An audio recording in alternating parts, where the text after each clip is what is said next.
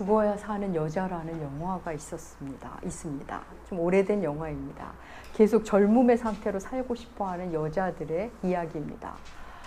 거기 출연하는 여자 배우가 머리가 돌아가고 가운데 구멍이 뻥 뚫려도 다시 살아납니다. 해괴한 얼굴로 다시 살아나고 다시 살아납니다. 그런 이야기입니다. 죽고 싶지 않은 사람의 마음을 희화한, 그렇지만 보고 나면 뭔가 씁쓸했던 그 영화로 기억됩니다. 죽어야 산다. 제목만큼은 우리와 통하는 영화 제목인 것 같습니다. 죽어야 산다. 여러분, 오늘은 부활절입니다.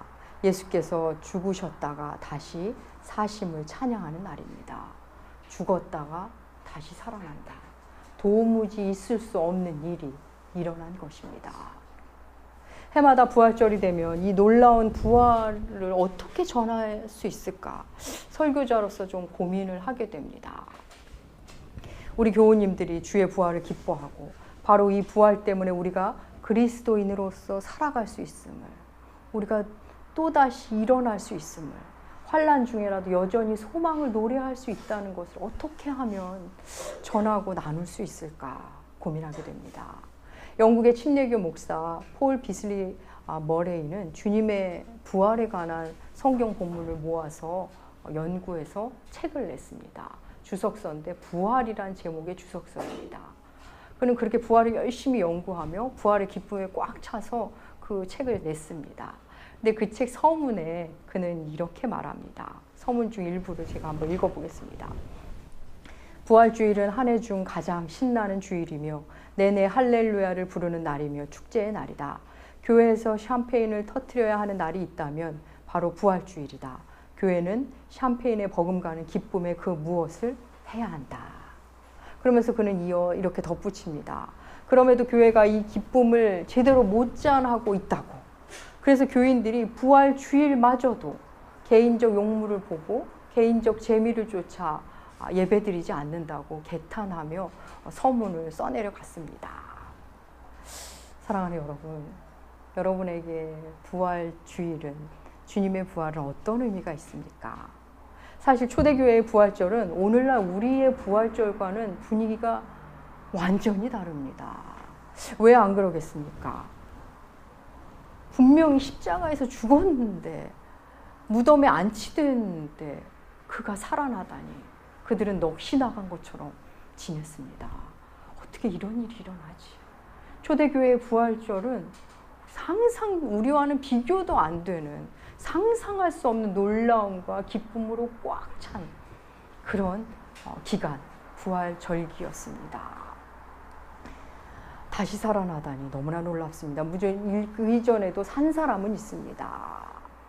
성경에도 산 사람의 이야기가 나옵니다. 하지만 그들은 모두 2번 죽은 것뿐입니다.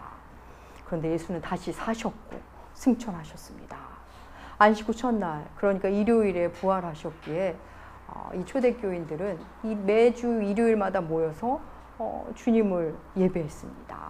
유대인들은 본디 안식일이 토요일이기 때문에 토요일마다 모여서 하나님을 경배하던 사람들이었습니다. 그런데 예수가 안식 후 첫날인 일요일에 부활했기 때문에 일요일에 모이기 시작했고, 일요일이 주의 날이 된 것입니다. 일요일이 주일이 된 것은 순전히 예수의 부활 때문입니다. 그래서 그리스도인들은 1년에 52주가 모두 작은 부활절입니다. 주일에 모여서 우리가 예배 드린다는 것, 시간을 드리고 나의 모든 걸 양보하고 이 시간에 모여서 주님을 예배하고 서로를 섬기는 것은 부활의 주님을 내가 믿는다는 고백의 행위인 것입니다. 이미 신앙 고백의 행위가 됩니다. 아무리 삶이 힘들고 고단해도 주일에 예배당에 나와 예배 드린 후에 우리는 다시 살아날 수 있습니다. 풀이 죽어도, 비난을 받아도, 고단해도 주님의 부활에 동참하며 예배를 드리고 나면 우리도 그분의 부활의 부분 집합이 되어 다시 사는 우리가 될 수 있는 겁니다. 초대교회 사람들은 이 놀랍고 기쁜 부활을 나누며 50일을 보냈습니다. 그것이 기쁨의 50일이라는 절기입니다. 초대교회 사람들은 아무리 어려워도 예수 믿는다고 핍박을 받아도 주의 부활을 목격했기에 그들은 견딜 수 있었습니다. 심지어는 순교도 담담하게 할 수 있었던 것입니다. 예수께서 부활하신 이 부활절, 이날은 죽음에 대한 모든 것을 바꿔놓습니다. 이 날이 얼마나 놀라운 날인지 세상을 알지 못합니다. 어떻게 알겠습니까? 그런데 가슴 아픈 것은 오늘날 교회조차도 이 날이 얼마나 놀라운 날인지를 모르는 것이 아닐까 싶을 때가 있습니다. 사실 부활절이 주는 그 놀라움과 기쁨에 비하면 우리의 부활절은 사실 매우 초라한 모습일 수 있습니다. 흘러넘치는 큰 기쁨이 없습니다. 부활의 의미를 상실하기 시작하자 주일의 의미도 이미 약해진 것입니다. 시간이 되고 마음이 내키면 가고 주의 날로 지키고 그렇지 않으면 그냥 나의 날로, 여전히 나의 날로, 세상의 날로 지키는 것입니다. 주일 예배가 우선순위에서 완전히 밀립니다. 다른 모든 스케줄에 밀립니다. 주의 날이 아니라 그냥 일요일이 되어버렸습니다. 부활의 의미가 그만큼 약해진 것입니다. 사랑하는 여러분, 여러분은 예수 그리스도의 부활을 정말로 믿으십니까? 이 놀라운 사건을 믿고 계십니까? 예수의 동정녀 탄생과 함께 이 예수 부활 사건은 신학사에서도 늘 토론거리가 되었습니다. 신학자들은 그렇다 치고 우리가 일반적으로 만나는 교우님들도 부활을 믿는다고 생각하지 실제로는 믿지 않는 것 같습니다.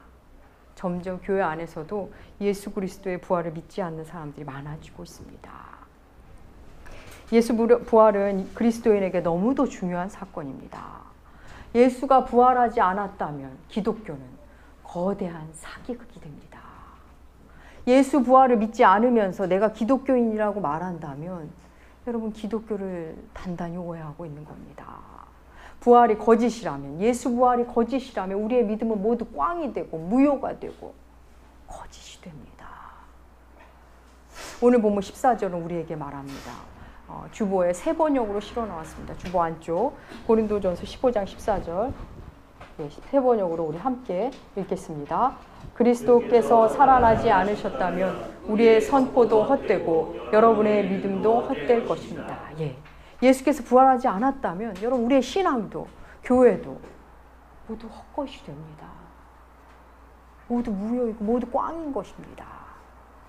사도 바울은 이어지는 17절에서 또 강조하며 말합니다. 우리 17절 세 번역으로 실어 놓았습니다. 함께 읽겠습니다. 그리스도께서 살아나지 않으셨다면 여러분의 믿음은 헛된 것이고 여러분은 아직도 죄 가운데 있습니다. 반복적으로 말합니다. 예수께서 살아나지 않으셨다면, 부활하지 않으셨다면 우리는 여전히 죄의 문제를 해결하지 못하고 있었을 겁니다.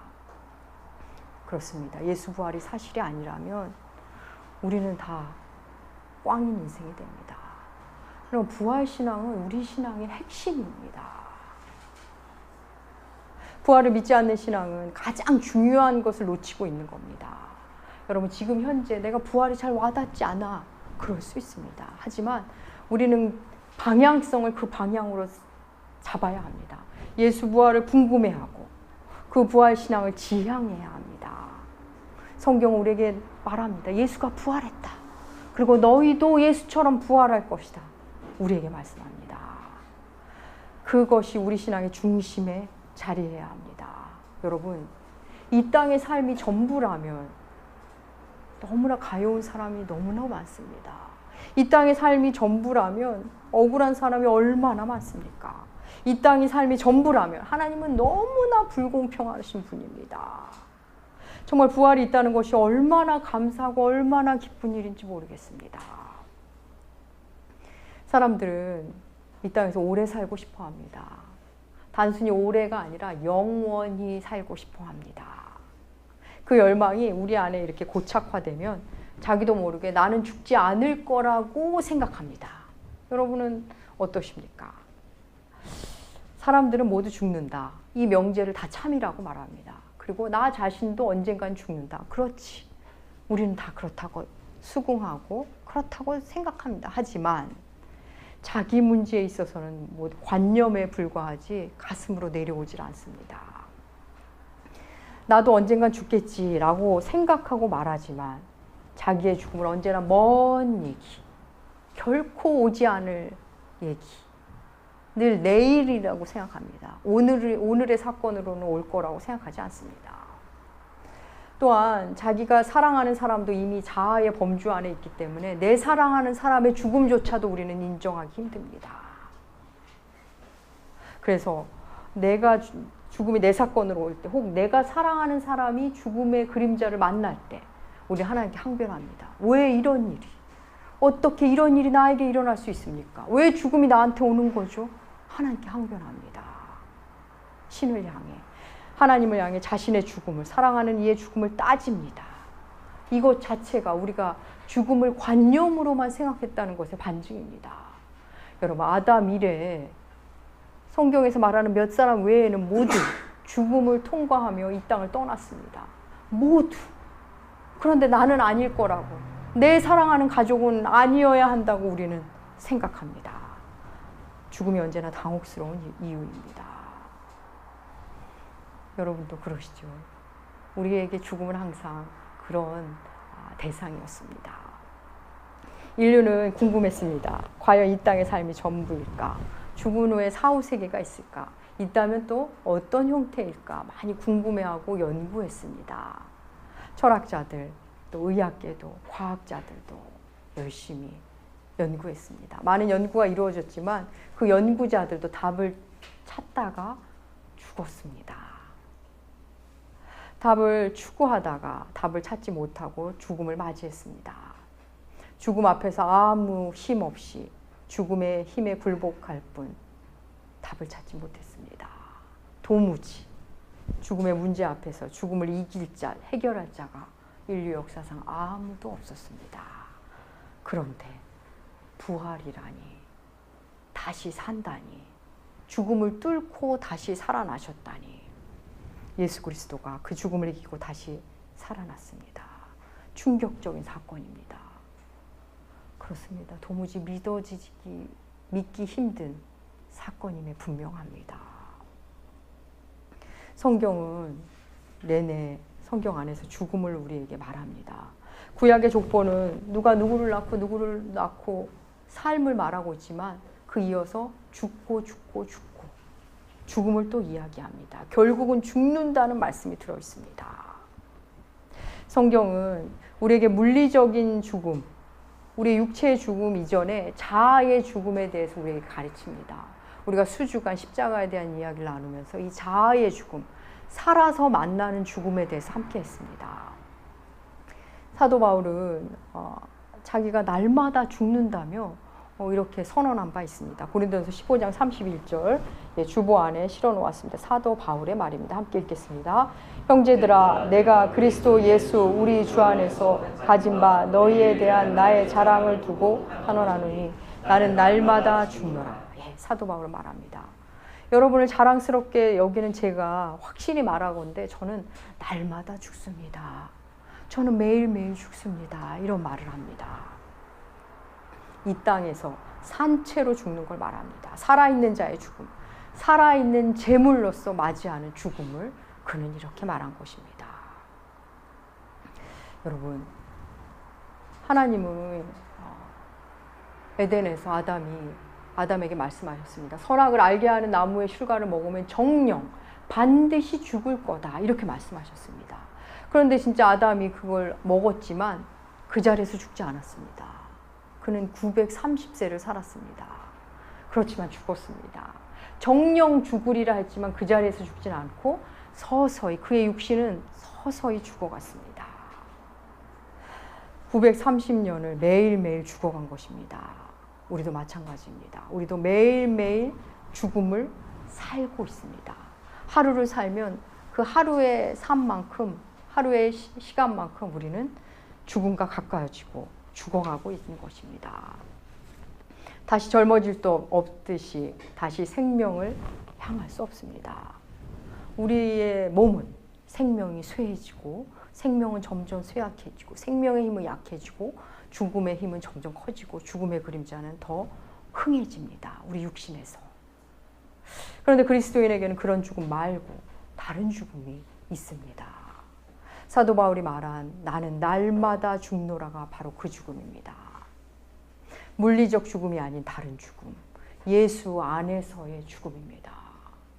날마다. 그 죽음을 통해 그는 날마다 산 것입니다. 그는 날마다 새로운 존재로 살아났습니다.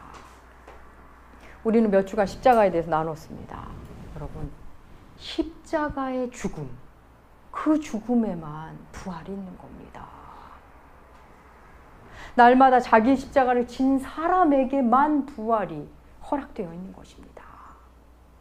일상 속에서의 죽음의 의미, 자기 부인임을 우리는 배우고 삶에서 만나고 있습니다.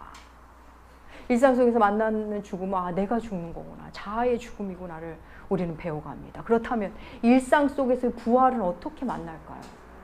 일상 속에서 부활은 나를 어떻게 만나는 거지? 사랑하는 여러분, 일상 속에서 만나는 부활은 바로 자유입니다. 한 영역 죽기 시작하자 그 죽은 영역이 자유의 형태로 나에게 찾아옵니다. 놀라운 자유를 선물 받는 것입니다. 돈의 메인자가 돈에 대해 죽지 않으면 그 부분에서 부활은 없습니다. 권력의 메인자가 권력에 대해 죽지 아니하면 거기에서는 자유할 수가 없습니다. 부활은 없습니다. 쾌락의 메인자, 그 쾌락 중심으로 살면 거기에 끌려다닐 뿐 결코 거기서 부활하거나 자유를 맛볼 수는 결코 없습니다. 주님은 누가복음을 통해 우리에게 이렇게 말씀하십니다. 누가복음 9장 24절 주님의 말씀 우리 함께 봉독하겠습니다. 누구든지 제 목숨을 구원하고자 하면 잃을 것이요 누구든지 나를 위하여 제 목숨을 잃으면 구원하리라. 죽지 않겠다고 발버둥칠 때 우리는 그때는 진짜 죽는 겁니다.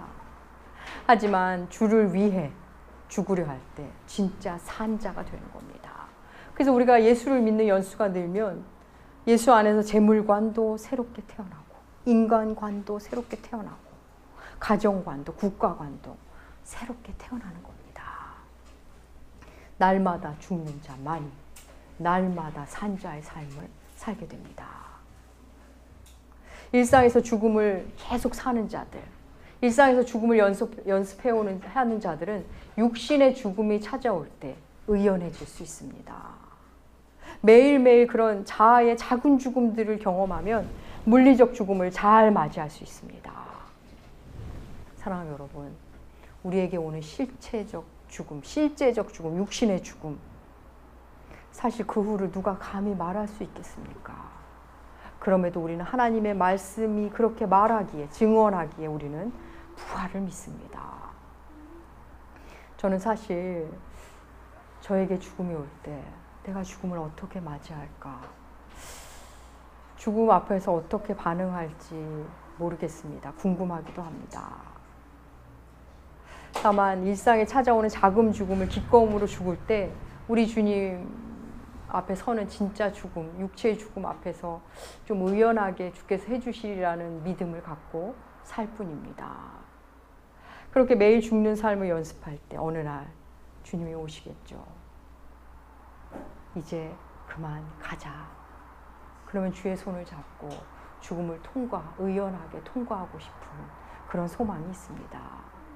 사실 육체적 죽음을 통과하면 우리가 고린도전서에서 배웠듯이 그동안 희미하게 알던 것들이 선명해질 것이고 부분적으로 알던 것을 온전하게 아는 그 문으로 들어가는 것입니다.